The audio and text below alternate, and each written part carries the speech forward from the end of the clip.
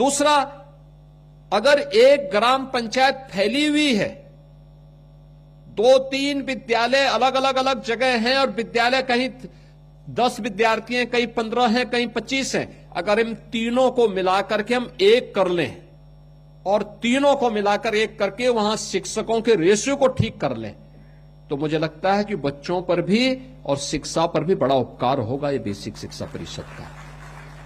क्योंकि एक शिक्षक और 15 बच्चे, क्या मतलब, 1 से 5वीं तक क्लास चलनी है।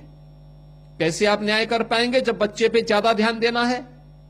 अगर हम उसी विद्यालय में 60 से लेकर 100 बच्चों को एकजुट करा देते हैं और उसी में 3 से लेकर 5 शिक्षक दे देते हैं, तो हर क्लास के लिए एक शिक्षक हो जाएगा।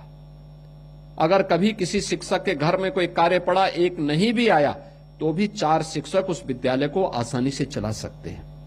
और मुझे लगता है इसके लिए भी हमें अपने आप को तैयार करना होगा। याद रखना, कोई भी रिफॉर्म होगा, उस रिफॉर्म का पहले चरण में विरोध होगा, लेकिन जब उसके परिणाम आएंगे, विरोध करने वाले अपना मुंह कहीं दिखाने वाले लायक नहीं बचते हैं। और हमें हमेशा रिफॉर्म के लिए तैयार रहना होगा। याद करना, जब भी रिफॉर्म होता है, इस रिफॉर्म का विरोध होता है। कोई भी रिफॉर्म, कोई भी सुधार होता है, बाल विवाह का रोकने के लिए जब अभियान चला था, व्यापक विरोध हुआ था। विधवा विवाह विरोध हुआ था। दहेज मुक्त विवाह की आप बात करेंगे, विरोध होगा। लेकिन अगर हमें स्वस्थ समाज की आधारशिला रखनी है, तो हमें इसके लिए तैयार होना होगा, अपने आप को तैयार करना होगा।